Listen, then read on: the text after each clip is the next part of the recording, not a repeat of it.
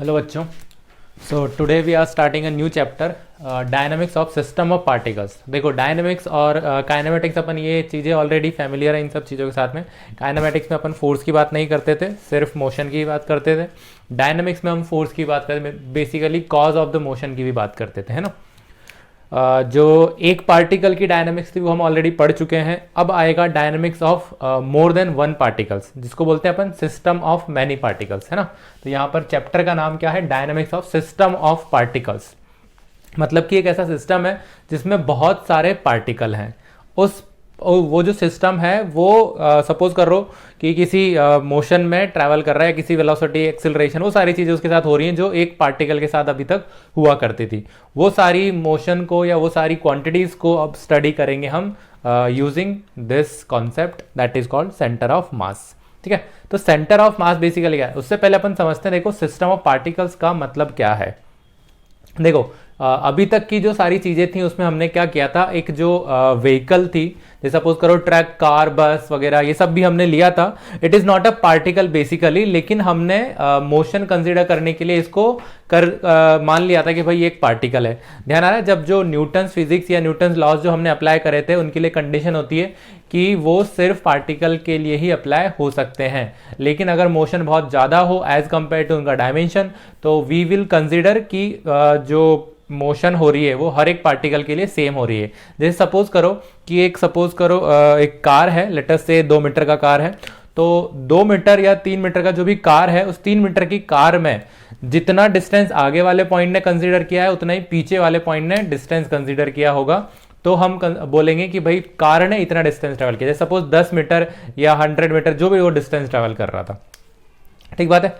अब यहां पर क्या हो रहा है कि अलग अलग पार्टिकल्स आ रहे हैं, वो सारे के सारे जो है वो अलग अलग डिस्टेंस ट्रेवल कर सकते हैं, उनकी वेलोसिटी अलग अलग हो सकती है सब लोगों की। ठीक है, तो अब 2 टाइप के यहां पर सिस्टम बनते हैं। एक होता है डिस्क्रीट सिस्टम और एक होता है कंटिन्यूअस सिस्टम।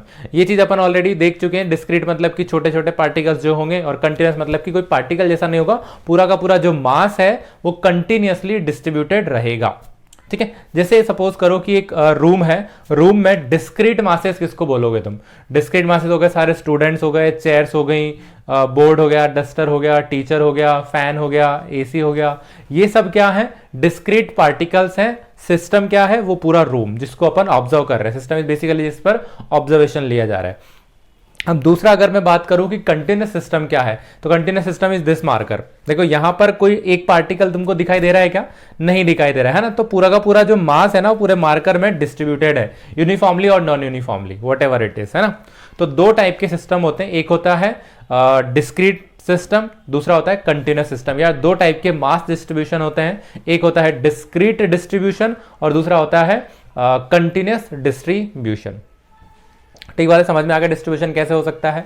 फिर आता है इसमें सेंटर ऑफ मास। देखो सेंटर ऑफ मास हम काम में क्यों ले रहे हैं, ये हमने थोड़ा सा आइडिया इसमें लिया था बेसिक वर्क ऑफ एनर्जी में भी, कि सेंटर ऑफ मास एक्चुअली क्या होता है, जहां ऐसा सेंटर या ऐसा पॉइंट जहां पर पूरे सिस्टम के मास को तुम फोकस कर सकते हो, that is called centre of mass. तो ये चीज हम पढ़ क्यों रहे हैं? देखो यहां पर अपने पास है बहुत सारे पार्टिकल्स, हमने जो चीजें पढ़ी हैं वो सिर्फ एक पार्टिकल के लिए पढ़ी हैं। तो अब प्रॉब्लम ये है कि इतने सारे पार्टिकल्स के लिए अगर अपन चीजें अप्लाई करने गए तो काफी कॉम्प्लिकेशंस क्रिएट हो सकते हैं वहां पर, है ना। यानी सपोज करो कि 10 पार्टिकल हैं, तो 10 पार्टिकल के लिए अलग अलग चीजें हो रही होंगी। 100 पार्टिकल है तो 100 के लिए अलग अलग चीजें हो रही होंगी। तो अब उससे बचने के लिए हमने क्या किया, कोई एक ऐसा पॉइंट निकाला जहां पर उन सारे मासेस को हम फोकस कर सकते हैं। यानी ऐसा मान सकते हैं अपन कि भाई अगर तुमको उन सबकी मोशन कंसीडर करनी है, जैसे सपोज करो कि एक गाड़ी है, ठीक है, एक बड़ा सा बॉक्स है या गाड़ी ले लेते हैं जिसमें लेट से 2 लोग बैठे हुए हैं। ठीक है, ट्रेन ले लेते हैं, ट्रेन का एक बॉगी है जिसमें 2 लोग बैठे हुए हैं, एक पर्सन इधर जा रहा है, एक पर्सन इधर जा रहा है, ट्रेन कहीं आगे चली जा रही है ना। तो अब ये 3 चीजों की तुमको मोशन कंसीडर करनी है, तो हम क्या बोलते हैं कि तीनों की कंसीडर मत करो, कोई एक ऐसा पॉइंट निकाल लो जहां पर उन तीनों का मास लाए करेगा, तीनों का मास जहां पर रखा रहेगा, that is called centre of mass. तो अब क्या हुआ, इस सेंटर ऑफ मास कंसीडर करने से चीजें थोड़ी सी सिंप्लीफाइड हो गई हैं, सिंपल बन गई हैं चीजें। उनसे क्या होगा, अपनी जो कॉम्प्लिकेशंस क्रिएट हो रहे थे पहले वो अब नहीं होंगे और उनको अपन इजीली सॉल्व कर पाएंगे। समझ में आ रही बात? तो सेंटर ऑफ मास क्या है, चीजों को थोड़ा सा इजी बना देता है अगर उसको सेंटर ऑफ मास को तुम कंसीडर करते हो तो सेंटर ऑफ मास क्या है, एक ऐसा पॉइंट जहां पर पूरे सिस्टम का मास फोकस किया जा सकता है या रखा जा सकता है। तो अब जो भी चीजें होंगी वो इन सारे पार्टिकल्स के लिए नहीं होके सिर्फ एक पॉइंट के लिए होंगी और एक मास के लिए होंगी, that is called centre of मास। समझ आ रही? अब इसका एक सिंपल सा फॉर्मूला हो जाता है, पहला पढ़ लेते हैं अपन डिस्क्रीट सिस्टम के लिए, है ना, डिस्क्रीट सिस्टम।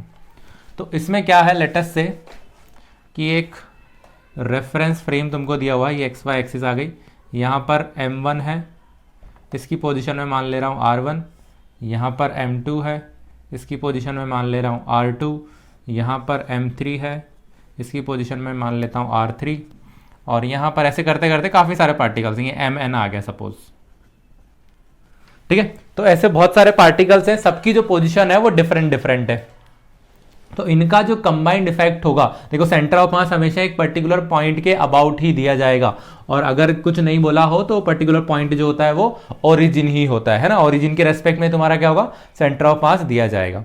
तो अगर ओरिजिन के रेस्पेक्ट में मुझे सेंटर ऑफ मास फाइंड करना होगा तो formula will be this, are not is equal to m1r1 plus m2r2 up to चलता जाएगा ये जितने मासेज हैं उन तक, divide by total mass is m1 plus m2 up to mn। तो यानी वेटेड एवरेज निकालना है, वेटेड एवरेज निकाला है मैथ्स में, बचपन में पढ़ा होगा तुमने, weighted average w1 x1 plus w2 x2 plus w2 x3 divide by w1 plus x1 plus x2 plus x3। तो ये वेटेड एवरेज हुआ करता था, है ना। तो सेम वही काम कर रहे हैं यहाँ पर अपन, m1 r1 m2 r2 m3 r3 जितने होंगे डिवाइड बाय टोटल मास कर देंगे, तो ये मिल जाएगी अपने को position of centre of mass. तो this are not is called, या इसको आर नॉट नहीं बोल के अपन आरसीएम भी बोल देते हैं, ठीक है। RCM is what, position of centre of mass with respect to origin, ठीक है। ध्यान रखना ये जो सेंटर ऑफ मास आया है वो उसके रेस्पेक्ट में आया जिसके रेस्पेक्ट में तुमने ये सारी पोजीशंस मेजर करी है ना, जिस भी पॉइंट के रेस्पेक्ट में इनको मेजर करोगे उसके रेस्पेक्ट में ये सेंटर ऑफ मास आएगा, ठीक बात है। अब ये तो हो गया 3D वाला चीज, अगर जो मासेस हैं वो 2D में रखे हो, मतलब कि एक प्लेन में रखे हो इन शॉर्ट, या 1D में रखे हो, एक लाइन में रखे हो, तो फिर क्या होगा, ठीक है। ये तो 3D या 2D की बात आ गई।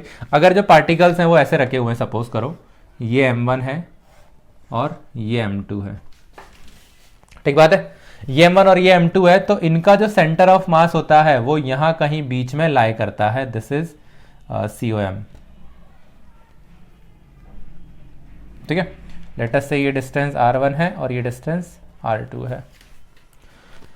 तो अगर इसको मैं ओरिजिन मानूं तो RCM कितना हो गया, ओरिजिन पर 0 हो गया, यहां पर m1 r1, इधर r2 है इधर r1 है, तो यानी एक को पॉजिटिव एक को नेगेटिव लेना पड़ेगा।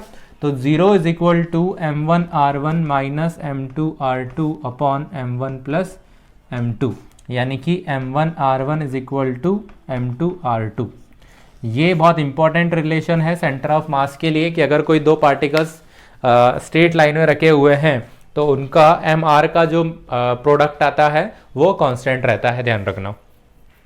तो इससे एक कंक्लूजन निकल रहा है, देखो जो r है इनवर्सली प्रोपोर्शनल टू m बनेगा क्या, अगर यहां से मैं लिखना चाहूं तो मैं ऐसा लिख सकता हूं mr is equal to constant, और mr is equal to constant मतलब कि r प्रोपोर्शनल टू 1/m, है ना।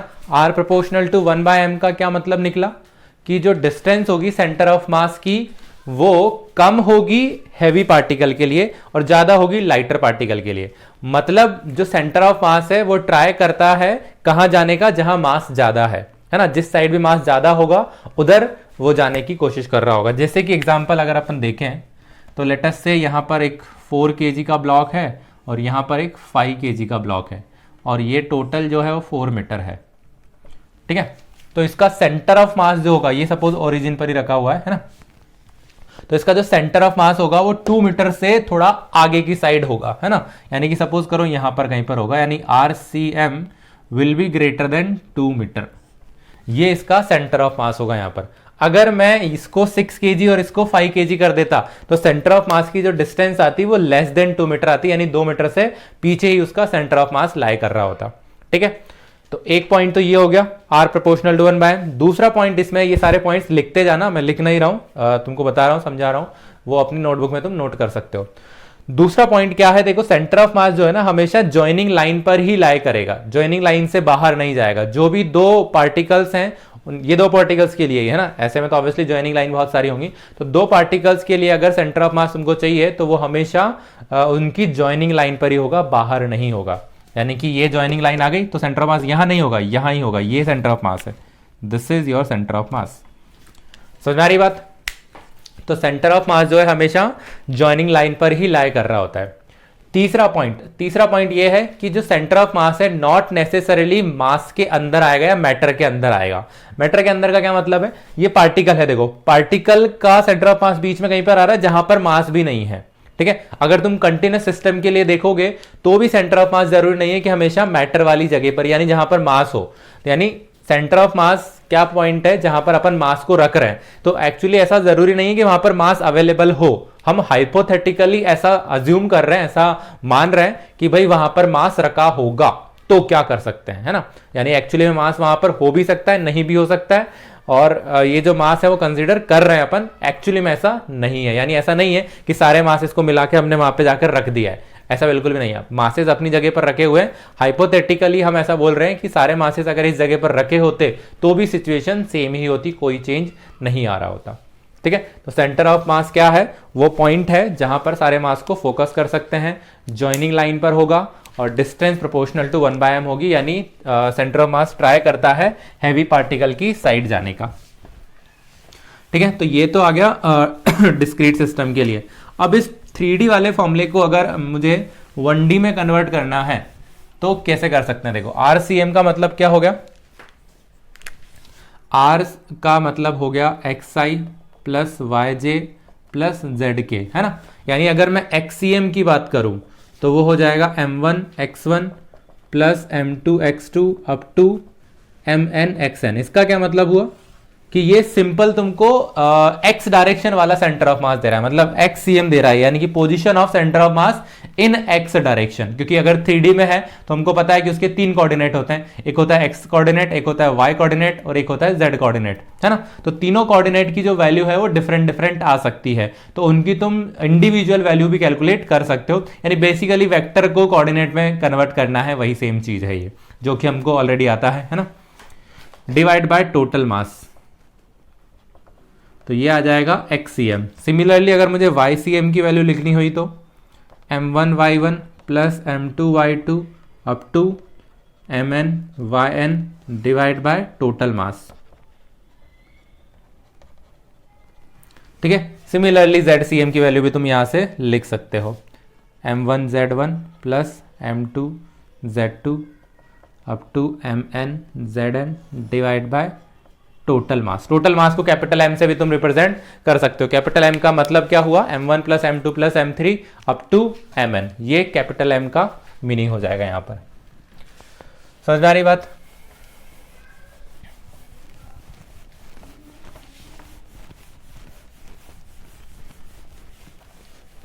ठीक है, जैसे कि अगर एक मैं एग्जांपल कंसीडर करूं यहां पर,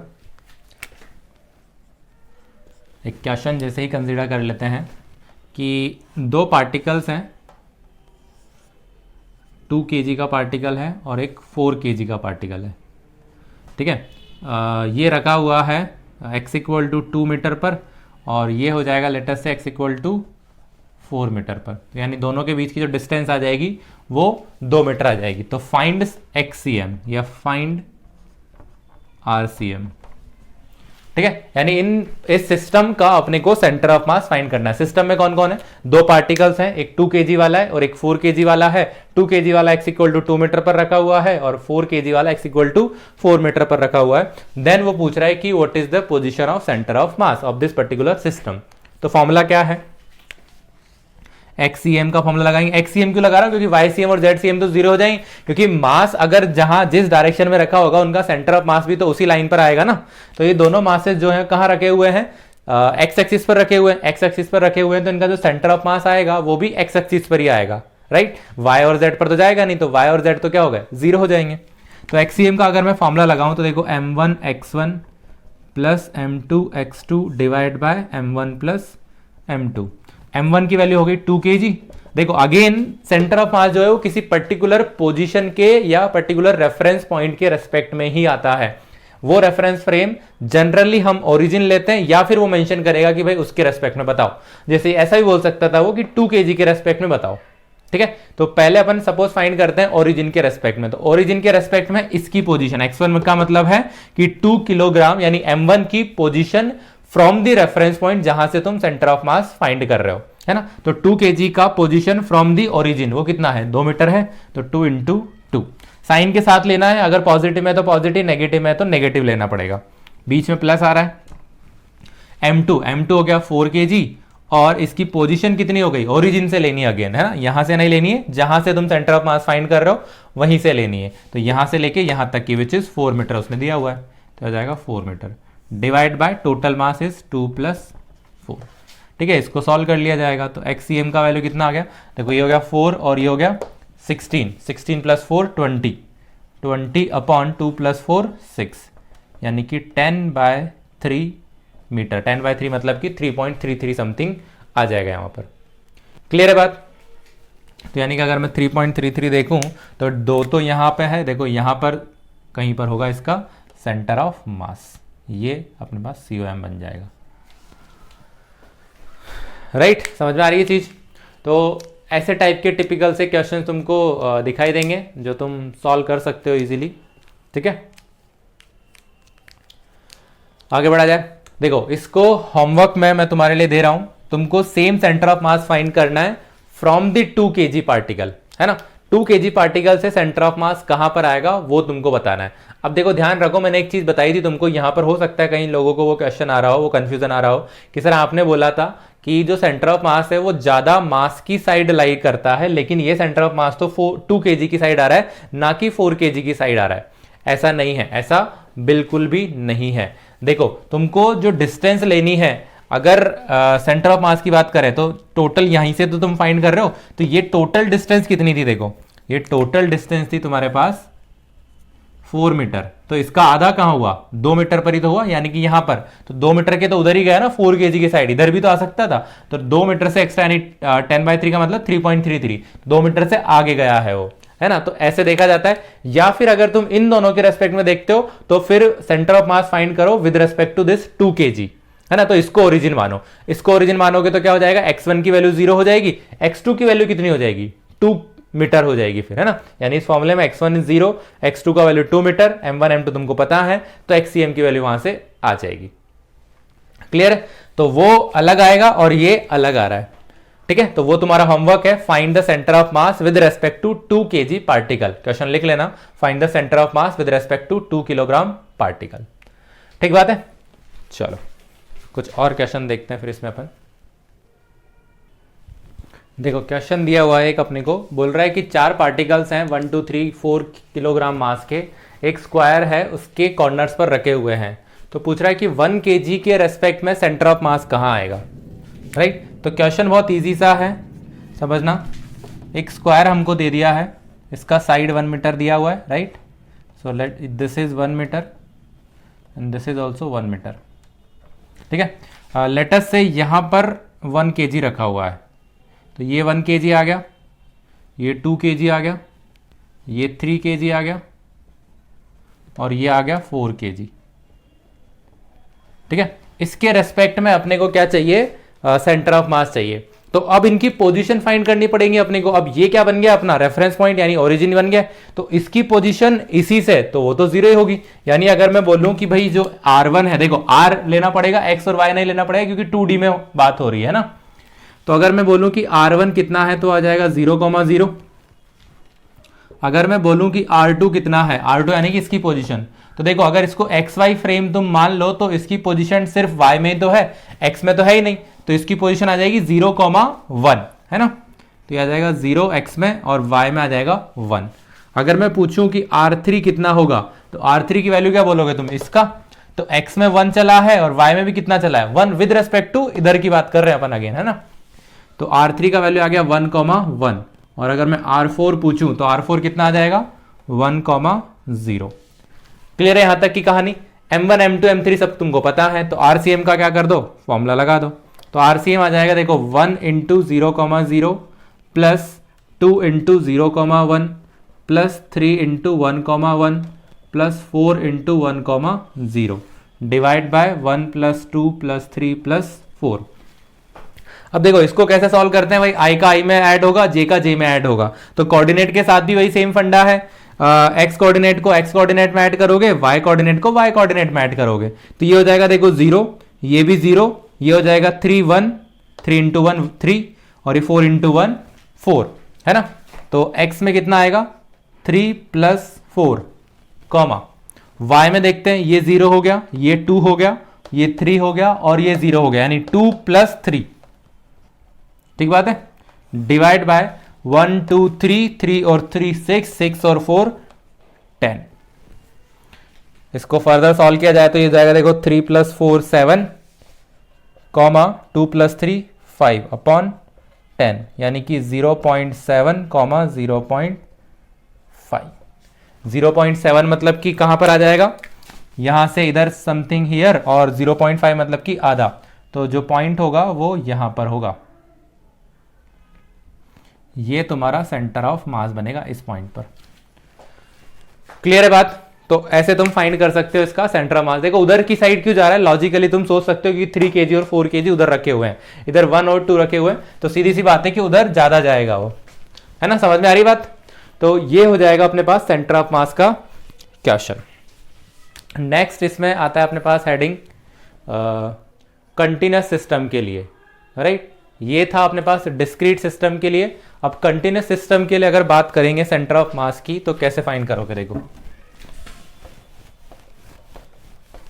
कंटिन्यूअस सिस्टम के लिए जब भी बात करते हैं अपन, तो ध्यान आ रहा हो तो तुमको क्या करते हैं, इंटीग्रेशन करते हैं, है ना। एक स्मॉल एलिमेंट लेते हैं, स्मॉल एलिमेंट को इंटीग्रेट कर देते हैं, तो मिल जाता है अपने को पूरे के लिए वो पर्टिकुलर चीज, ठीक है। तो कंटिन्यूअस सिस्टम के लिए अगर सेंटर ऑफ मास की बात करेंगे तो उसको करना पड़ेगा हमें इंटीग्रेट।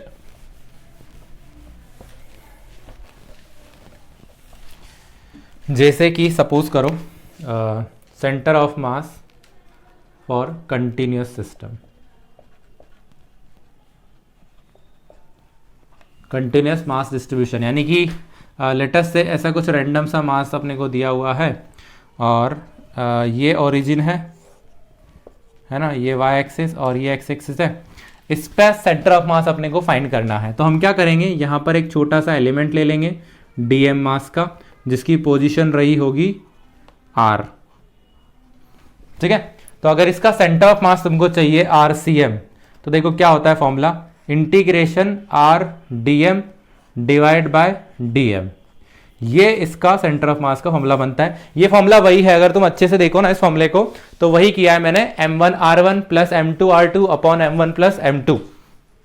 तो m1r1 मतलब कि एक ही तो मास है डीएम इंटू उसका position r, divide by m1 plus m2, यानी कि एक ही तो मास है तो डीएम, उसका समेशन होता था तो समेशन कर दिया है सब, राइट। इधर भी क्या होता है, ये इंटीग्रेशन का मतलब क्या होता है, बेसिकली समेशन ही तो होता है। ध्यान रखना जब डिस्क्रीट सिस्टम तुमको देना तो ये समेशन होता है, दिस इज फॉर डिस्क्रीट, ये डिस्क्रीट सिस्टम के लिए होता है, और ये होता है फॉर कंटिन्यूअस। दोनों सिंबल जो है वो समेशन के ही सिंबल हैं, है ना, समेशन, और ये भी समेशन है। और एक मल्टीप्लिकेशन होता है, उसको अपन पाई से लिखते हैं ना, ये सिंबल्स ध्यान रखना, मल्टीप्लिकेशन, यानी अगर तुमको n क्वांटिटीज का मल्टीप्लिकेशन बताना है तो तुम इस सिंबल से लिखोगे, पाई सिंबल है, पाई वो वाला पाई नहीं है। समेशन अगर बताना है तो इस सिंबल से बताओगे और ये बताओगे, दोनों में क्या अंतर है, यहाँ डिस्क्रीट का होता है और यहाँ पर कंटिन्यूअस का होता है। यानी जैसे लास्ट वाले केस में अपने पास जो फॉर्मूला था ना, m1r1 plus m2r2 up to mn तो इस फॉर्मूले को मैं कैसे लिख सकता था, देखो समेशन mi ये भी ध्यान रखना, एक बार अच्छे से सीख लो, divide by summation of mi मतलब कि वेरिएबल है ना, i की तुमको रेंज यहां पर लिखनी पड़ेगी कि i जो है वो कहां से कहां तक वेरी कर रहा है। तो i इक्वल टू 1 से लेके n तक है, यहां भी i का जो वैल्यू है वो 1 से लेके n तक है। ये इसको लिखने का तरीका होता है, ये अपने लास्ट वाला जो हेडिंग था उसमें जाकर तुम ऐड कर सकते हो, जहां पर अपनों ने सेंटर ऑफ मास लिखा था ना, उस फॉर्मूले को अपन ऐसे भी लिख सकते हैं। देखो इस फॉर्मूले को अच्छे समझना, इस साइन का मतलब हुआ समेशन सिग्मा, इसको सिग्मा बोलते हैं अपन, तो सिग्मा mi ri का मतलब क्या है, i जो है ना वो वेरिएबल है, तो यहां पर तुम क्या करोगे, 1 बाय 1 आई का वैल्यू पुट करते चले जाओगे। ऐसे रेंज लिखनी पड़ेगी कि आई जो है वो कहां से कहां तक वेरी कर रहा है। आई का वैल्यू अगर 1 रखोगे तो देखो क्या मिला, m1 r1। अब इस सिग्मा का क्या मतलब है कि आगे जितनी टर्म्स आएंगी ना n तक, उन सबको ऐड करते चले जाना है तुमको, है ना। तो m1 r1 फिर प्लस, फिर अब i1 तो रख दिया, अब क्या रखेंगे, आई का वैल्यू 2 रखेंगे, तो m2 r2 plus m3 r3 up to mn rn। नीचे भी वही सेम काम करना पड़ेगा, m1 plus m2 plus m3 ऐसे, ठीक है। तो ये हो जाता है सिग्मा और ये हो जाता है इंटीग्रेशन। तो ये काम कब करेंगे अपन, जब डिस्क्रीट हो। लास्ट वाले केस में जो पार्टिकल्स थे वो क्या थे, डिस्क्रीट थे। अगर पार्टिकल डिस्क्रीट नहीं होके कंटिन्यूस होंगे तो फिर अपने को ये इंटीग्रेशन वाला काम करना पड़ेगा। तो देखो दोनों जो फॉर्मूले हैं वो सेम ही है, अगर तुमको अच्छे से दिख रहा हो यहां से, तो दोनों फॉर्मूले क्या है, सेम है। सिर्फ कंटिन्यूस के लिए अगर बात आएगी तो डीएम वाली चीज करेंगे, और डिस्क्रीट के लिए बात आएगी तो ये वाला काम करेंगे। क्लियर है कहानी यहां तक, चलो वेरी गुड।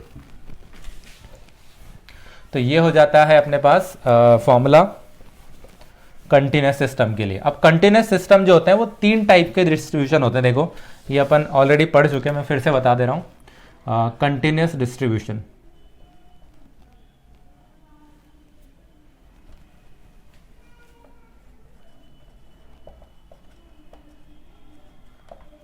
ठीक है। ये होता है एक लीनियर डिस्ट्रीब्यूशन, एक होता है सरफेस या एरिया डिस्ट्रीब्यूशन, और एक होता है वॉल्यूम डिस्ट्रीब्यूशन, ठीक है। लीनियर डिस्ट्रीब्यूशन का क्या मतलब है, जैसे रॉड आ गई है ना, ये रॉड, इसमें जो मास डिस्ट्रीब्यूटेड होता है वो कैसा रहता है, लीनियरली डिस्ट्रीब्यूटेड रहता है, यानी कि लेंथ में ज्यादा मास रहेगा, एरिया और वॉल्यूम उतना नहीं रहेगा, यानी इसकी जो विड्थ और हाइट होगी, थिकनेस होगी, वो नेग्लिजिबल होगी एज कंपेयर टू इसका लेंथ। तो इसका जो मास होता है वो इसकी लेंथ में डिस्ट्रीब्यूटेड होता है ना। तो यहां पर अपन कंसीडर करते हैं lambda, lambda is equal to होता है dm अपॉन dx, ठीक है। इस लैम्डा को बोला जाता है लीनियर मास डेंसिटी। क्या बोला जाता है इसको, लीनियर मास डेंसिटी।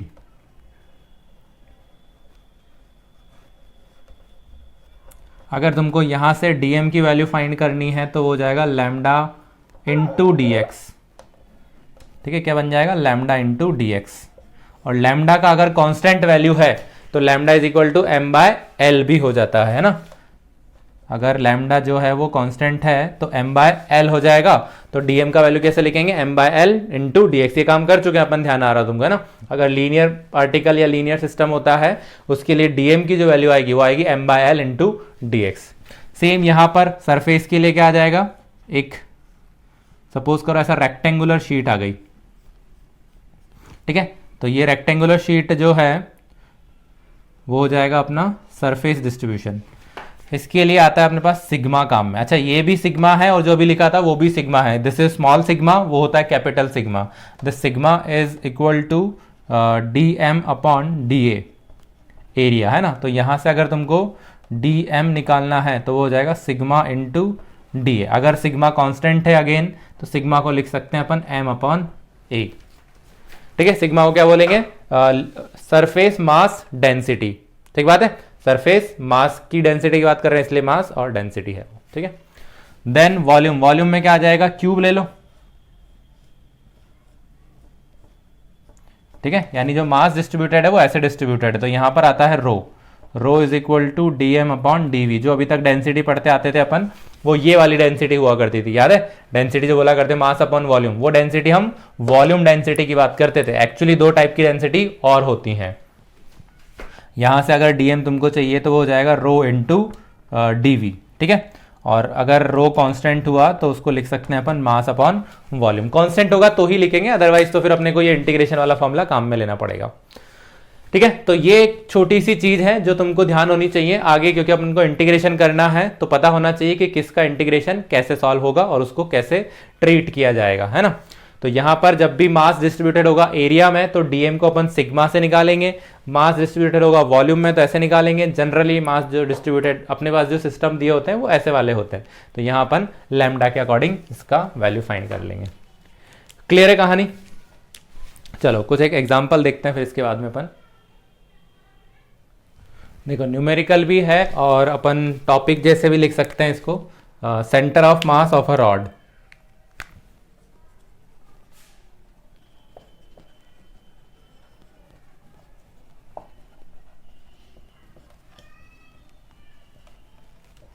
ठीक है, यानी एक एल लेंथ की अपने को रॉड दी हुई है, उस रॉड के लिए अपने को क्या फाइंड करना है, सेंटर ऑफ मास की वैल्यू फाइंड करनी है। तो देखो क्या करोगे, सपोज करो ये एक रॉड आ गई है ना, इसका मास डिस्ट्रीब्यूटेड है इसमें पूरा, इसका लेंथ हमको दिया हुआ है एल, लेटस से इसका जो मास है वो एम है। ठीक है, इसका सेंटर ऑफ मास चाहिए कि सेंटर ऑफ मास कहां होगा। देखो लॉजिकली हमको पता है कहां होता है इसका सेंटर ऑफ मास, इसके मिड पॉइंट यानी कि L/2 पर होता है ना, ये हमको डायरेक्टली पता है। अब इसको अपन मैथमेटिकली प्रूव कर रहे हैं, तो सेंटर ऑफ मास फाइंड करने से पहले अपने को एक रेफरेंस पॉइंट लेना पड़ता है, उस रेफरेंस पॉइंट के रेस्पेक्ट में क्या करते हैं अपन, सेंटर ऑफ मास फाइंड करते हैं। सो लेट अस से कि ये रेफरेंस पॉइंट है अपना, इस एंड पर ही अपन इसको कंसीडर कर लेते हैं। तो इसके रेस्पेक्ट में अपने को सेंटर ऑफ मास की वैल्यू फाइंड करनी है। अब दूसरा चीज यहां से दिख रहा है तुमको कि क्या है, ये कौन सा डिस्ट्रीब्यूशन है, कंटिन्यूअस डिस्ट्रीब्यूशन है। कंटिन्यूअस डिस्ट्रीब्यूशन है तो क्या करना पड़ेगा अपने को, इसके लिए एक स्मॉल एलिमेंट अज्यूम करना पड़ेगा और फिर उसको इंटीग्रेट करना पड़ेगा, है ना। अब स्मॉल एलिमेंट हम ऐसा अज्यूम करते हैं जिससे कि वो सिस्टम बन जाए, है ना, यानी ऐसा सर्कुलर अज्यूम नहीं करेंगे, एक छोटा सा रेक्टेंगुलर एलिमेंट ही इसका अज्यूम करेंगे अपन। तो यहां मैं मान लेता हूं एक छोटा सा एलिमेंट, इसका मास dm है और इसकी थिकनेस जो है वो dx है। इस पार्टिकल की जो लेंथ है यहां से वो आ जाती है let's say x is a variable, क्योंकि इस dm को जरूर नहीं है ना मैं यहीं पे कंसीडर करूं, इसको यहां यहां यहां कहीं भी कंसीडर कर सकता हूं ये तो मैं। तो ऐसा कुछ सिस्टम अपने को दिया हुआ है। अब अगर इसका सेंटर ऑफ मास चाहिए, XCM ही होगा। क्यों होगा XCM बताओ, क्योंकि जो मास डिस्ट्रीब्यूटेड है वो along the x axis he distributed या लीनियर डिस्ट्रीब्यूशन है, सिंपल है ना, तो कोई एक एक्सिस में ही आएगा, वो 2D में तो आएगा नहीं, है ना, तो XCM ही लिखेंगे अपन। तो XCM की जो वैल्यू होगी वो हो जाएगी x dm upon dm, right. अब बात रह गई कि भाई dm की जो वैल्यू है वो कैसे आएगी। dm की वैल्यू हमने अभी अभी सीखी थी कि dm की जो वैल्यू है उसको लिखते हैं अपन लैम्डा इंटू dx से। लैम्डा क्या होता है, लीनियर मास डिस्ट्रीब्यूशन। अब देखो ये जो डिस्ट्रीब्यूशन दिया हुआ है this is uniform distribution. Uniform distribution का मतलब जितना मास इधर है उतना ही मास इधर, यानी एक पर्टिकुलर लेंथ में मास क्या है, कांस्टेंट है। जब भी लीनियर डिस्ट्रीब्यूशन यूनिफॉर्म डिस्ट्रीब्यूशन दिया हो तो हम यूनिटरी मेथड लगा सकते हैं। एनीवे अपने को डायरेक्टली भी पता होता है कि लैम्डा का वैल्यू कितना हो जाएगा, total mass divide by total length. अगर तुमको ऐसा काम नहीं करना है तो तुम सेकेंड मेथड यहां पर सीखो। तुम सेकेंड मेथड में ये काम भी कर सकते हो कि भाई मास ऑफ एल लेंथ कितना है, एल लेंथ का टोटल मास कितना है, कैपिटल M दिया हुआ है, mass of 1 unit length is equal to क्या हो जाएगा, डिवाइड बाय लेंथ कर देंगे। कितनी लेंथ का मास का चाहिए तुमको, dx लेंथ का मास ही तो चाहिए dm, तो mass of dx length is equal to m/l into dx। तो ये यूनिटरी मेथड से भी ऐसे तुम फाइंड कर सकते हो, या फिर डायरेक्टली तुमको पता है कि लैम्डा कितना होता है, कांस्टेंट है, total mass upon total length, तो total mass upon total length क्या बन जाएगा, लैम्डा बन जाएगा। तो देयरफॉर dm का वैल्यू क्या मिला, m/l इंटू dx मिला। तो तुम ऐसे भी सॉल्व कर सकते हो इसको, या फिर ऐसे भी सॉल्व कर सकते हो, बात एक ही है। इसकी वैल्यू जो है अपन इधर सब्स्टिट्यूट कर देंगे। तो देयरफॉर क्या हुआ देखो, x into m/l into dx divide by m/l into dx। अब इस इंटीग्रेशन को अपन सॉल्व करते हैं, जो कांस्टेंट है वो बाहर आ जाएगा और हमको लिमिट पुट करनी पड़ेगी। लिमिट का फंडा ध्यान से सुनना, क्या होता है लिमिट का फंडा, लिमिट तुम वो पुट करोगे जहां से लेके वहां तक इस स्मॉल एलिमेंट को अज्यूम किया जा सकता है। ध्यान से सुनना, वापस क्या बोल रहा हूं मैं, लिमिट पुट करने का तरीका क्या होता है कि जो तुमने स्मॉल एलिमेंट लिया है वो किस एक्सट्रीम एंड्स तक अज्यूम किया जा सकता है, यानी वो कहां से लेके कहां तक तुम उसको अज्यूम कर सकते हो। और लिमिट हमेशा जो वेरिएबल होता है उस वेरिएबल की टर्म्स में ही लिखी जाएंगी, है ना। ये जो अपन लिमिट लगाते हैं वो किसकी वैल्यूज होती है, वो इस वेरिएबल की वैल्यू होती है, ठीक है। तो अब सीधी सी बात है, स्मॉल एलिमेंट को तुम एक तो इस एंड पर कंसीडर कर सकते हो और इस एंड पर कंसीडर कर सकते हो, मतलब यही तो दो एक्सट्रीम पॉइंट हुए ना उसके। यहां तो कंसीडर कर नहीं लोगे, यहां मास है ही नहीं तो कैसे कंसीडर करोगे, समझ यानी रॉड के अंदर ही तो अज्यूम कर रहेंगे ना अपन।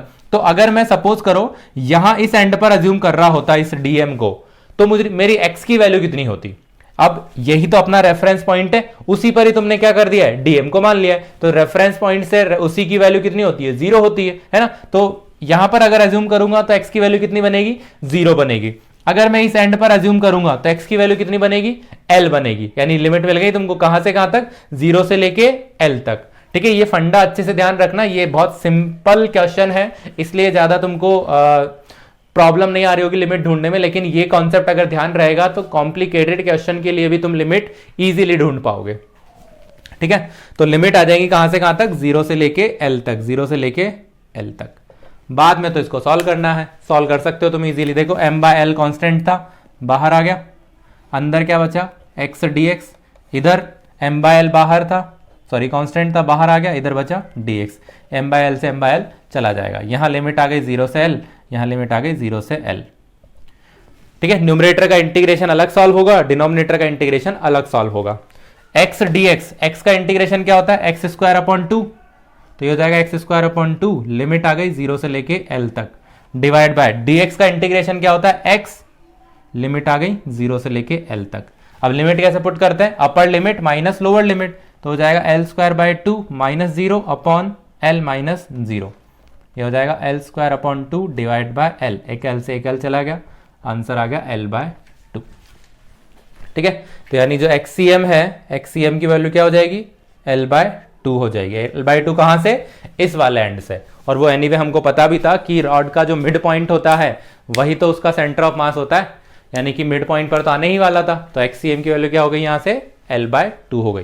ये स्टैंडर्ड भी है, डायरेक्ट ध्यान भी रख सकते हो, मैंने सिंपल सा केस लिया है just to show you method कि भाई अगर कंटिन्यूस सिस्टम आएगा तो अपने को ये पूरा काम करना पड़ेगा। क्लियर है बात, ओके। देखो नेक्स्ट क्वेश्चन में अपने को दिया हुआ है पोजीशन वेक्टर ऑफ 3 पार्टिकल्स दिया हुआ है, अब इस बार वेक्टर फॉर्म में है। देखो कोऑर्डिनेट फॉर्म में हो, वेक्टर फॉर्म में अपन दोनों को उसी तरीके से ट्रीट करेंगे, फॉर्मूला वही लगाएंगे अपन m1 r1 m2 r2 वाला, राइट। तो 3 पार्टिकल्स हैं और जो पोजीशंस हैं, देखो अगर वेक्टर फॉर्म में दी हुई है तो सीधी सी बात है, ये जो पोजीशंस है वो किसके रेस्पेक्ट में, ओरिजिन के रेस्पेक्ट में ही दी जाती है, राइट। तो ये सारी की सारी पोजीशन किसके रेस्पेक्ट में आ जाएंगी, ओरिजिन के रेस्पेक्ट में, राइट। तो अगर अपने को सेंटर ऑफ मास चाहिए तो वो भी किसके रेस्पेक्ट में आएगा, ओरिजिन के रेस्पेक्ट में ही आएगा। तो यहाँ पर RCM का फॉर्मूला लगा देंगे अपन, is equal to m1 r1 plus m2 r2 plus m3 r3, 3 particle है, divide by total mass, total mass कितना हो जाएगा, m1 plus m2 plus m3। Clear है बात। m1 का वैल्यू रख देंगे यहाँ पर, वो है 1 kg 2 kg 3 kg की पार्टिकल है, तो 1 into r1 is this, right. तो i plus 4j plus k plus 2 into ये हो जाएगा i plus j plus k plus 3 into r3 का वैल्यू हो जाएगा 2i minus j minus 2k divide by total mass, total mass कितना हो जाएगा 1 प्लस 2 3, 3 प्लस 3 6। ठीक है, इसको फर्दर अगर सॉल्व किया जाए तो देखो अभी सॉल्व करना बहुत इजी है, i को i के साथ ऐड करेंगे और j को j के साथ ऐड करेंगे, तो ये हो जाएगा i प्लस 2i और प्लस का 6i, है ना। तो i plus 2i 3i, 3i plus 6i 9i, फिर ये आ जाएगा 4j, ये आ जाएगा 2j 6j और ये आ जाएगा माइनस का 3j, 6j minus 3j plus 3j।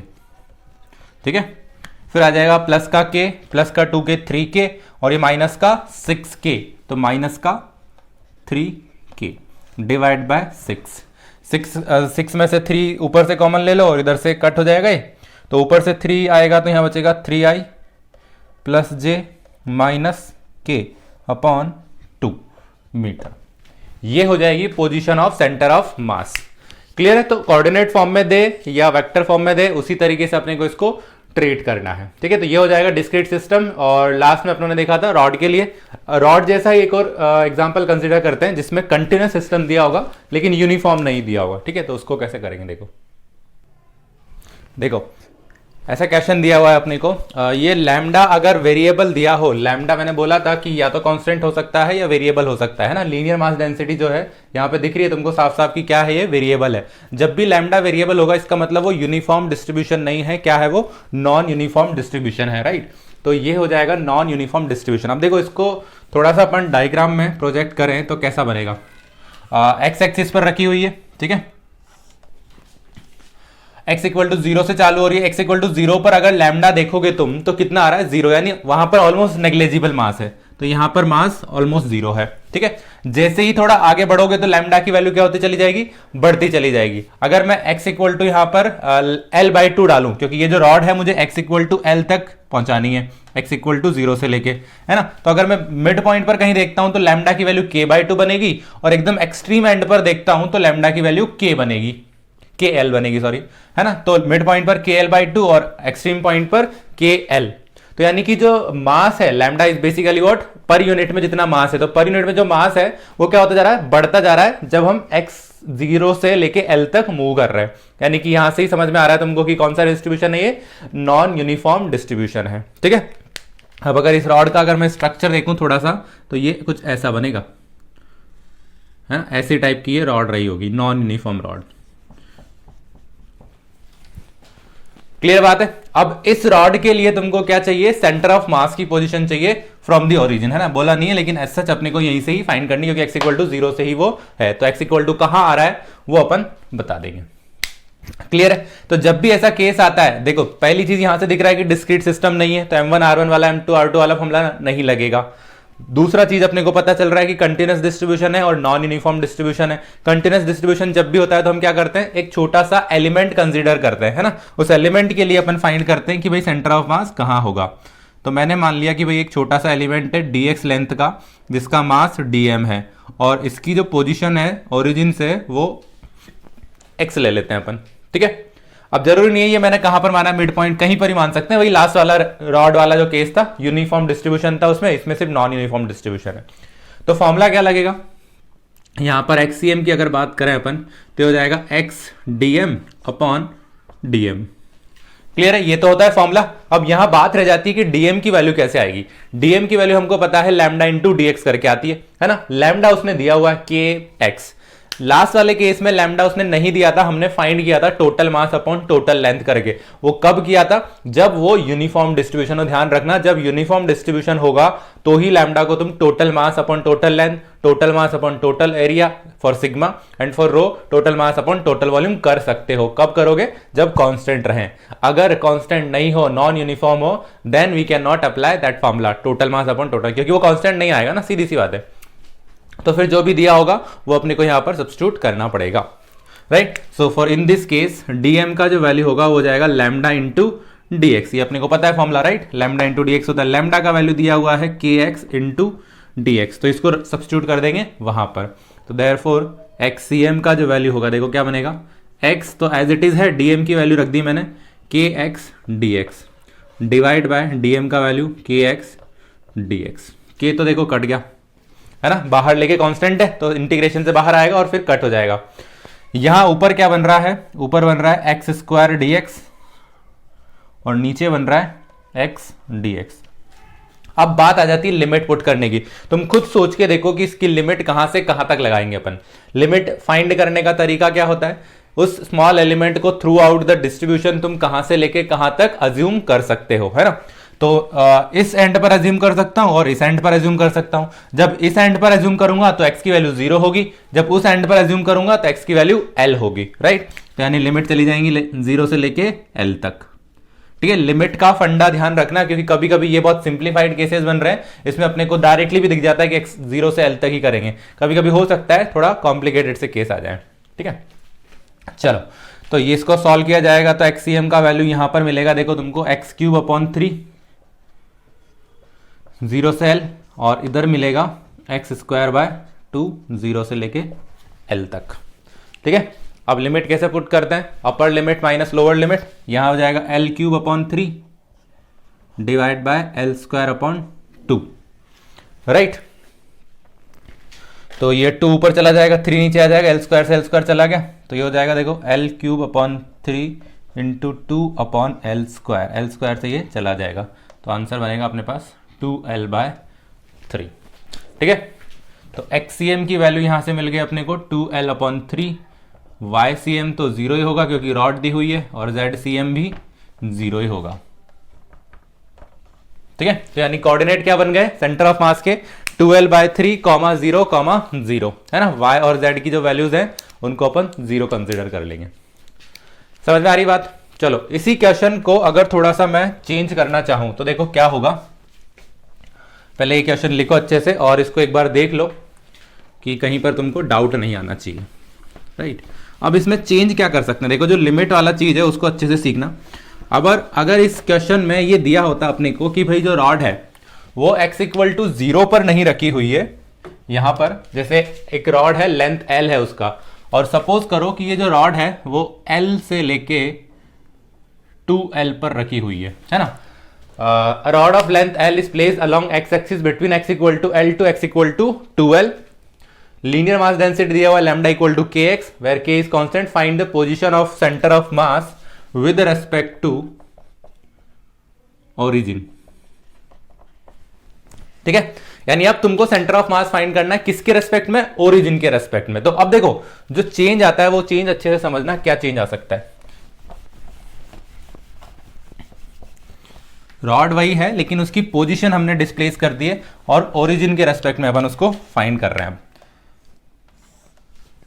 ठीक है, तो ये एक्स एक्सिस आ गई, उसका इनिशियल वाला एंड जो रखा हुआ है वो कहां रखा है, एक्स इक्वल टू एल पर। तो ये एक्स इक्वल टू एल ले लेते हैं और ये एक्स इक्वल टू 2l ले लेते हैं। ठीक है, तो जो रॉड बनेगी अपने पास वो रॉड कैसी बनेगी, यहां से ऐसी बनेगी कुछ, अगेन नॉन यूनिफॉर्म ही होगी क्योंकि लैम्डा मैंने चेंज नहीं किया है, वही रखा है ना। तो ये बन जाएगी अपने पास ये रॉड। अब सेंटर ऑफ मास तुमको फाइंड करना विद रेस्पेक्ट टू ओरिजिन। तो वापस प्रोसेस वही है, एक स्मॉल एलिमेंट अपन कंसीडर करेंगे, सिर्फ जो चेंज आएगा ना, लास्ट टाइम भी क्या था, ओरिजिन के रेस्पेक्ट में ही था। तो हम जो पोजीशन ले रहे थे उस स्मॉल एलिमेंट की वो कहां से ले रहे थे, ओरिजिन से ही ले रहे थे। इस बार भी वही काम करना है, इस एंड से नहीं लेके पोजीशन लेनी है तुमको यहां से। ठीक है, दिस इज एक्स। क्लियर है बात। तो जिसके रेस्पेक्ट में फाइंड करना होता है, जिसके रेस्पेक्ट में सेंटर ऑफ मास की पोजीशन चाहिए रहती है, वहीं से तुम्हारी वो डिस्टेंस बनेगी। जो फॉर्मूला में RDM होता है, XDM होता है, YDM होता है, वो जो X, Y, R वो चीजें होती हैं, वो डिस्टेंस होती है, वो किससे होती है, ऑरिजिन से लेके या जो भी रेफरेंस पॉइंट है तुम्हारा जिसके रेस्पेक्ट में तुम फाइंड कर रहे हो से लेके उस एलिमेंट या मास तक की डिस्टेंस होती है। क्लियर है कहानी। तो यहां से ले लेंगे अपन इसको x, ये आ जाएगा इसका dx और इसका मास हो जाएगा लेटस से dm, राइट। वही सेम फॉर्मूला है, सारी चीजें सेम चल रही हैं, सिर्फ देखो एक छोटा सा चेंज आएगा, वो कहां पर आएगा, लेटस सी xcm का वैल्यू वापस से x dm upon dm, dm का वैल्यू लैम्डा इंटू dx और kx इंटू dx। इसको यहां सब्स्टिट्यूट कर देंगे तो xcm का वैल्यू बन जाएगा kx into dx, sorry x भी है ना, तो x इंटू के एक्स डी एक्स अपॉन के एक्स डी एक्स। अब बात रह जाती है लिमिट की। देखो लिमिट का फंडा अच्छे से समझना। लिमिट का फंडा क्या होता है कि उस स्मॉल एलिमेंट को तुम कहां से लेके कहां तक अज्यूम कर सकते हो, दैट इज योर लिमिट। ठीक है, अब इस स्मॉल एलिमेंट को देखो मास जो पूरा डिस्ट्रीब्यूशन है उसी के अंदर ही तो अज्यूम कर पाओगे, उसके बाहर यानी यहां तो कहीं मैं मान ले लूंगा, राइट। तो स्मॉल जो एक्सट्रीम एंड है वो कौन कौन से हैं, एक तो ये वाला है और एक ये वाला है। जब यहां पर मैं स्मॉल एलिमेंट को कंसीडर करूंगा तो सोचो जो x मैंने माना है, क्योंकि मुझे लिमिट किसकी पुट करनी है, इस x की पुट करनी है ना। तो जो x माना है उसकी डिस्टेंस कितनी हो जाएगी, वो x कितना बन जाएगा, फिर l बन जाएगा। समझ में आ रही चीज, यहां से लेके यहां तक की जो लेंथ बनेगी वो l ही तो है। तो यानी और लोअर लिमिट कितनी बनी, l बनी। अगर मैं इस एंड पर अज्यूम कर दूंगा तो x की वैल्यू कितनी बन जाएगी, फिर x की वैल्यू बन जाएगी 2l, राइट। समझ में आया। लिमिट का फंडा फिर से समझा देता हूं। जो एलिमेंट तुमने अज्यूम किया है उस एलिमेंट को कहां से लेके कहां तक तुम रख सकते हो, और उस सिनेरियो में तुम्हारा जो वेरिएबल है उसकी वैल्यू कहां से लेके कहां तक बनती है, दैट इज योर लिमिट। ठीक है, तो इस एलिमेंट को मैं अगर इस एंड पर अज्यूम कर लूंगा तो x की वैल्यू मेरे पास बनेगी l, और जब इधर अज्यूम कर लूंगा तो x की वैल्यू बनेगी 2l। तो लिमिट यहां कहां से कहां तक जाएगी, l से लेके 2l तक। बस ये डिफरेंस आएगा, ये चीज बताने के लिए मैंने तुमको ये क्वेश्चन दिया है। बाकी तुम यहां पर सॉल्व कर सकते हो इजीली। ठीक है, k से k चला जाएगा तो देखो ये हो जाएगा x³ अपॉन 3, ये हो जाएगा x² अपॉन 2, l से लेके 2l, l से लेके 2l तक। ठीक है, और फर्दर अगर सॉल्व करेंगे इसको तो देखो 2l³ यानी कि 8l³ upon 3 minus l³ upon 3, ये तो बन गया अपर लिमिट, डिवाइड बाय ये हो जाएगा 4l² अपॉन 2, 2l का स्क्वायर रखना पड़ेगा ना, माइनस l² अपॉन 2। तो देखो 8 माइनस 1 7, तो 7l³ अपॉन 3 डिवाइड बाय ये हो जाएगा 4 माइनस 1 3l² अपॉन 2, तो this is 7L³/3 into 2/3L²। ठीक है, ये चला जाएगा 14/9, 14/9L, ये तुम्हारा एक्सीएम बनेगा। तो एक्सीएम इज इक्वल टू आ गया 14L/9। कहां से? अगेन ओरिजिन से। आई होप कि तुमको ये वाला क्वेश्चन समझ में आया, लिमिट पुट करना समझ में आया। मेन पर्पस ये क्वेश्चन लेने का था तुमको ये लिमिट वाला फंडा समझाना है ना, क्योंकि ये काम जो है आगे अपन बहुत बार पूरा फिजिक्स में 11th में 12th में सब जगह ये कर रहे होंगे, तो ये लॉजिक तुमको बहुत अच्छे से समझ में आना चाहिए। क्लियर है? चलो और कुछ दूसरे क्वेश्चन देखते हैं। देखो नेक्स्ट सिस्टम आता है, इसमें सेमी सर्कुलर रिंग के लिए अपने को सेंटर ऑफ मास फाइंड करना है। यानी सेमी सर्कुलर रिंग सपोज करो ऐसे कुछ रखी हुई है, लेटस से यहां पर ओरिजिन ही मान लेते हैं अपन इसके सेंटर को, तो ये हो जाएगा अपने पास X axis Y axis, right. तो इस सेमी सर्कुलर रिंग के लिए अपने को फाइंड करना होता है सेंटर ऑफ मास। देखो अच्छे से अगर तुम देखो इसका डिस्ट्रीब्यूशन, तो जो वाई एक्सिस है उसके अबाउट सिमेट्रिक है ना, यानी एक्स एक्सिस में इधर भी उतना ही मास डिस्ट्रीब्यूटेड है जितना इधर डिस्ट्रीब्यूटेड है। यानी एक्स एक्सिस का जो सेंटर ऑफ मास होगा वो तो यहीं पर ही आएगा, इसके सेंटर पर ही, राइट। सिर्फ जो मास डिस्ट्रीब्यूशन चेंज हुआ है वो वाई एक्सिस के अकॉर्डिंग हुआ है। जैसे यानी अगर ये सेमी सर्कुलर नहीं होके पूरा एक रिंग हुआ करता यहां पर, तो इसका सेंटर ऑफ मास यही तो होता। क्लियर है बात? तो पूरा एक रिंग है, सर्कुलर रिंग, तो उसका सेंटर ऑफ मास उसका खुद ज्योमेट्रिकल सेंटर होता है। ये आ गई एक्स एक्सिस और ये आ गई वाई एक्सिस। अब सेंटर ऑफ मास हमको पता है कि कहां शिफ्ट हो जाता है, जहां ज्यादा मास हो। तो मैंने क्या किया, ये नीचे वाली जो रिंग थी उसको हटा दिया। अब नीचे वाली रिंग को हटाया तो सेंटर ऑफ मास ऊपर शिफ्ट होगा ना, क्योंकि ऊपर की साइड क्या हुआ होगा, मास बढ़ गया होगा। अगर मैं इधर वाला हिस्सा हटाता तो ये इधर आ जाता, इधर वाला हिस्सा हटाता तो उधर चला जाता, है ना। तो पूरा सिमेट्रिक हटा रहे हैं अपन, सिमेट्रिक हटा रहे हैं मतलब कि ये पार्ट मैंने हटा दिया है यहां से, तो ये बन गई है सेमी सर्कुलर रिंग, राइट। अगर ये सेमी सर्कुलर रिंग बना दी मैंने, तो यहां से जो सेंटर ऑफ मास है वो शिफ्ट होके यहां कहीं आ जाता है, इस पॉइंट पर, राइट। यानी यहां से एक लॉजिकली अपने को चीज पता चल रही है कि भाई सेंटर ऑफ मास जो है वो सिर्फ और सिर्फ वाई में ही चेंज हो रहा है, एक्स में चेंज नहीं हो रहा है। ये अपन लॉजिकली देख रहे हैं, इसको फॉर्मूले से भी तुम प्रूव कर सकते हो, आगे मैं बताऊंगा तुमको कि कैसे प्रूव करना है। बट यहां से देख के क्यों ज्यादा हमको मेहनत करनी है ना, देख के पता चल रहा है कि भाई इधर भी उतना ही मास है, इधर भी उतना ही मास है, तो सीधी सी बात है सेंटर ऑफ मास अभी भी कहां रहा होगा, ओरिजिन पर ही रहा होगा, एक्सीएम वाला जो है। लेकिन वाईसीएम वाला चेंज हो गया होगा, वाईसीएम वाला ऊपर चला गया होगा, क्योंकि नीचे से मास हटा दिया है ना, नीचे से उतना ही मास हटा दिया है, इसलिए जो वाई वाला कोऑर्डिनेट है वो ऊपर की साइड शिफ्ट हो गया होगा। क्लियर है बात? अब ये तो चीज समझ में आई अपने को कि सिर्फ इसका YCM आएगा, XCM 0 होगा और ZCM भी 0 होगा, यानी Y डायरेक्शन में सिर्फ इसका कोऑर्डिनेट चेंज हो रहा है। अब इसको कैसे फाइंड करोगे? देखो दूसरी चीज अपन डिसाइड करते हैं कि ये जो सिस्टम है रिंग, सेमी सर्कुलर रिंग, वो एक्चुअली क्या है, वो कंटिन्यूस सिस्टम है ना, कंटिन्यूस मास डिस्ट्रीब्यूशन है। तो कंटिन्यूस मास डिस्ट्रीब्यूशन है तो इसका मतलब क्या हो गया कि अपने को इंटीग्रेशन वाला चीज काम में लेना पड़ेगा, राइट। डिस्क्रीट सिस्टम नहीं है ये, तो क्या है ये, कंटिन्यूस सिस्टम है, तो ऐसी रिंग है ये, राइट। आर रेडियस इसका ले लेते हैं अपन। अब अच्छे समझना डीएम वाली जो चीज है उसको कैसे कंसीडर कर, देखो ये तो अपने को पता है कि इंटीग्रेशन करना पड़ेगा, डीएम मानना पड़ेगा। अब डीएम को हम कहां से कहां तक मान सकते हैं, इस पूरे इस एंड से लेके इस एंड तक मान सकते हैं, तो बीच में कहीं मान लेते हैं अपन, राइट। यहां पर सपोज करो मैंने एक छोटा सा एलिमेंट ले लिया जिसका लेंथ लेटेस्ट से dx है और मास उसका dm है, ठीक है। अब ये जो एंड है ये अच्छे से समझना, क्योंकि ये क्वेश्चन तुम पहली बार कर रहे हो ऐसा वाला, तो इसको कैसे ट्रीट किया जाता है वो देखना। इसके दो एंड जो थे वो दोनों एंड कोई स्मॉल एंगल बना रहे थे, लेटेस्ट से वो डी थीटा है, और ये पूरा जो है वो एंगल थीटा बना रहा है एक्स एक्सिस के साथ में। तो अब क्या हो रहा है, देखो जैसे ही मैं डीएम को चेंज करता हूं, यानी कि सपोज मैं डीएम को यहां मानता हूं तो मेरा थीटा चेंज हो रहा है, जैसे मैं डीएम को यहां मानता हूं तो थीटा चेंज हो रहा है, यहां मानता हूं तो थीटा चेंज हो रहा है, और थीटा के साथ में एक और क्वांटिटी चेंज हो रही है, दैट इज योर वाई, है ना, वर्टिकल डिस्प्लेसमेंट। यानी अगर मैंने सपोज करो डीएम को यहां माना होता तो मेरी डिस्प्लेसमेंट जो बनती वाई वाली वो ये बनती, अगर मैंने यहां माना है तो वाई ये बनेगा, अगर मैं यहां मानता तो ये बनेगा, और यहां मानता तो ये बनेगा। यानी हर एक केस में जो वेरिएबल है वो दो हैं, कौन कौन से हैं, एक तो है थीटा और दूसरा है वाई, है ना। वाई कंपोनेंट भी थीटा के साथ में चेंज होता चला जा रहा है, तो हमको फाइंड करना पड़ेगा किसी एक में रिलेशन। अगर पहले मैं इसका फॉर्मूला लगाऊं तो फॉर्मूला क्या बनेगा, देखो इसका YCM है ना, XCM तो 0 ही है, तो YCM जो बनेगा वो बनेगा Y इंटू DM, राइट। अब डीएम की जो वैल्यू है वो कैसे आएगी, देखो lambda is equal to dm is equal to lambda into dx.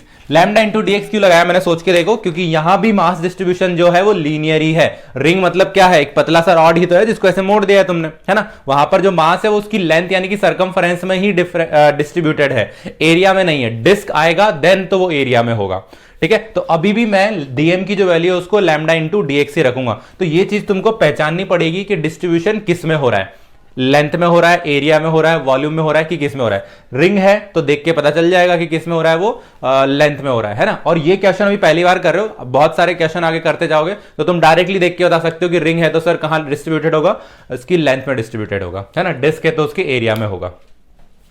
So lambda की वैल्यू, अब देखो यहां जो लैम्डा है वो यूनिफॉर्म है। क्यों यूनिफॉर्म है, क्योंकि जो रिंग होगा उसका मास तो पूरा यूनिफॉर्मली तो डिस्ट्रीब्यूटेड होगा, कहीं पर ज्यादा कहीं पर कम तो होगा नहीं। तो जब लैम्डा यूनिफॉर्म होता है तो हम कौन सा फॉर्मूला लगा देते हैं, total mass upon total length वाला। टोटल मास सपोज कर लो कि इसका m है, टोटल लेंथ कितनी हो जाएगी इसकी बताओ, यहां से यहां तक टोटल लेंथ अगर पूरा रिंग होता तो 2 पाई आर होती है, तो इसकी कितनी हो जाएगी, पाई आर हो जाएगी। यानी कि लैम्डा की जो वैल्यू है उसको अपन लिख सकते हैं m upon pi into r into dx. Clear है कहानी। अगर यहां मैं वैल्यू सब्स्टिट्यूट कर दूं देखो तो ये हो जाएगा y into m upon pi r into dx. Again दो वेरिएबल इस क्वेश्चन को सॉल्व नहीं किया जा सकता है, तो फिर क्या करोगे, इंटीग्रेशन डीएम। इंटीग्रेशन डीएम को डायरेक्टली तुम m भी लिख सकते हो, सो दैट कि m से m कट जाएगा, है ना, वही सेम चीज है। जब जो लैम्डा है वो अगर यूनिफॉर्म हो तो यहां पर इस डीएम को अपन डायरेक्टली एम ही लिख सकते हैं, कोई फर्क नहीं पड़ेगा। अब बात रह गई कि इस एक्स और वाई को कैसे चेंज किया जाए। देखो ये एक्स क्या है, ये लीनियर डिस्टेंस ही तो है, तो इसको एंगल में कैसे चेंज करा जाएगा। एंगल में चेंज करने के लिए अपन फॉर्मूला लगाएंगे, angle is equal to arc upon radius. ठीक बात है। एंगल जो इस स्मॉल एलिमेंट ने बनाया है वो है डी थीटा, और आर्क जो बनाया इसने वो है dx, और रेडियस है इसकी r। तो यानी कि dx को यहां से क्या लिखा जा सकता है, r d थीटा लिखा जा सकता है, राइट। तो यहां मैं dx की जगह क्या लिख दूंगा, देखो r d थीटा, तो ये हो जाएगा m अपॉन पाई आर, तो बाहर आ गया, अंदर बचा y इंटू dx की जगह रख देंगे अपन r d थीटा, और नीचे मैं डायरेक्टली इसको m लिख रहा हूं क्योंकि इंटीग्रेशन ऑफ dm मतलब m, ठीक है, m से m चला जाएगा। अगेन दिक्कत है कि y और थीटा में अब आ गया है। पहले चीज तो x के रेस्पेक्ट में तो आपको अपने को चाहिए ही नहीं था, क्योंकि जो लिमिट है वो थीटा के रेस्पेक्ट में ही आएंगे, क्योंकि यहां पर मानोगे तो थीटा तुम 0 रख दोगे और यहां मानोगे तो थीटा तुम पाई रख दोगे। तो अपने को जो पूरा इंटीग्रेशन चाहिए वो थीटा की टर्म्स में ही चाहिए, ये देख के तुमको यहां से समझ में आना चाहिए। अब y को हटाना है थीटा की टर्म्स में, कैसे हटाओगे, देखो y क्या है, उस एलिमेंट की वर्टिकल डिस्टेंस, मतलब y वाला डिस्टेंस है ना। तो एलिमेंट यहां था तो अपने को चाहिए ये डिस्टेंस। ये डिस्टेंस कैसे आएगी, देखो अगर यहां से ये ट्राइंगल में तुम देखो अच्छे से, ठीक है, तो ये अपना वही सेंटर बन रहा है, ये एंगल थीटा बन रहा है और ये डिस्टेंस आर है। तो अगर आर के दो कंपोनेंट लिए जाएं तो ये बन जाएगा आर साइन थीटा और ये बन जाएगा आर कॉस थीटा।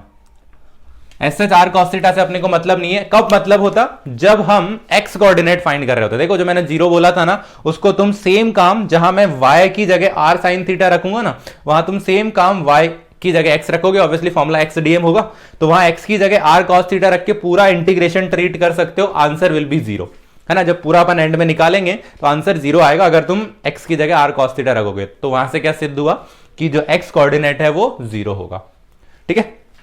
चलो y की वैल्यू यहां पर अगर r sin थीटा रखी जाए तो देखो 1 अपॉन पाई r तो बाहर आया एज इट इज, y हो गया r sin थीटा इंटू ये बन रहा है r d थीटा, और नीचे तो चला ही गया पूरा। लिमिट कहां से कहां तक जाएगी, देखो इस dm को मैं यहां अज्यूम करूंगा। अब तुम्हारे पास वेरिएबल एक ही वेरिएबल है, कौन सा वेरिएबल है, थीटा, है ना, सब हटा दिए तुमने। तो जब यहां अज्यूम करूंगा तो थीटा कितना बनेगा, 0 बनेगा, और जब यहां अज्यूम करूंगा तो थीटा पाई बनेगा। तो यानी लिमिट आ जाएंगी 0 से लेके पाई तक, ठीक बात है। अब ऊपर आर स्क्वायर बन गया तो ये हो जाएगा r square upon pi r, अंदर बनेगा साइन थीटा डी थीटा, 0 से लेके पाई तक। एक आर से एक आर चला गया तो ऊपर बचा r upon pi, sine theta का इंटीग्रेशन माइनस कॉस थीटा, है ना, और ये हो जाएगा 0 से लेके पाई तक। आगे इसको और सॉल्व कर लो, लिमिट पुट कर दो तो r upon pi, upper limit हो जाए, माइनस को बाहर निकाल देते हैं ना, upper limit cos pi minus cos 0 minus r upon pi, cos pi की वैल्यू होती है -1, कॉस 0 की वैल्यू होती है 1, तो ये माइनस माइनस माइनस 2 और ये माइनस प्लस हो जाएगा, सो आंसर आएगा 2r अपॉन पाई। यानी जो YCM है उसकी वैल्यू कितनी निकल के आ रही है 2r अपॉन पाई। तो यहां लिख सकते हैं अपन YCM is equal to 2r upon pi, और XCM कितना हो जाएगा 0 हो जाएगा, XCM भी 0 एंड ZCM भी 0। ठीक है, अब XCM अगर तुमको प्रूव करना होगा तो देखो ये तुम्हारा होमवर्क है, तुम जाकर घर पे अपने आराम से इसको कंप्लीट करने के बाद में चेक कर सकते हो कि XCM 0 आएगा कि नहीं आएगा। क्या करना है तुमको, फॉर्मूला लगाना है XDM अपॉन DM, सारी चीजें यही सेम चलेंगी, राइट। जहां पर जब सब्स्टिट्यूट कर रहे होंगे अपन, तो y की जगह अपन जो यहाँ y हमने कितना डाला है r sin थीटा डाला है ना, यहाँ x की जगह अपन डाल देंगे r cos theta r d theta, सब कुछ सेम रहेगा। यहाँ cos थीटा आ जाएगा, cos थीटा का इंटीग्रेशन बनेगा sin थीटा, 0 से पाई उसमें पुट करेंगे तो साइन पाई आ जाएगा 0 माइनस साइन 0 वो भी 0, साइन दोनों पर 0 होता है ना, तो ओवरऑल बन जाएगा यहां पर 0। ठीक है, तो यानी अब ध्यान रखना, इसको ध्यान कैसे रखना है कि जो बेस है यानी रिंग का जो बेस है उससे 2r अपॉन पाई डिस्टेंस पर उसका सेंटर ऑफ मास होता है रिंग का। ठीक है, तो ये तुमको ध्यान रखना ऐसे करके, या क्योंकि जरूरी नहीं है यहां पर y और x कोऑर्डिनेट हो, तो सिंपल अगर तुमको बोल दे कि भाई ऐसा रिंग रखा हुआ है तो बताओ इसका सेंटर ऑफ मास कहां होगा, तो इस ये जो भी लाइन बन रही होगी इस लाइन से 2r अपॉन पाई डिस्टेंस पर होगा। ठीक है, अगर यहां से 2r अपॉन पाई है तो यहां से कितना होगा r माइनस 2r अपॉन पाई। तो ये छोटे छोटे चेंज वो करके दे सकता है। कॉन्सेप्चुअली ध्यान रखना कि जो भी बेस लाइन बन रही है उस बेस लाइन से 2r अपॉन पाई डिस्टेंस पर अपना सेंटर ऑफ मास लाई कर रहा होगा। क्लियर है, इसके रिलेटेड ही एक सेंटर ऑफ मास बनता है डिस्क का, वो करते हैं अपन नेक्स्ट वाले लेक्चर में। फिलहाल के लिए तुम इन क्वेश्चंस की प्रैक्टिस करो और इन क्वेश्चंस को खुद से एक बार सीखने के बाद वापस से अपने खुद से सॉल्व करना, सो दैट कि तुमको ये कॉन्सेप्ट अच्छे से दिमाग में बैठ जाए। सिर्फ ये यहां से नोट करके और इसको फिनिश मत कर देना। गुड, चलो मिलते हैं अपन नेक्स्ट लेक्चर में।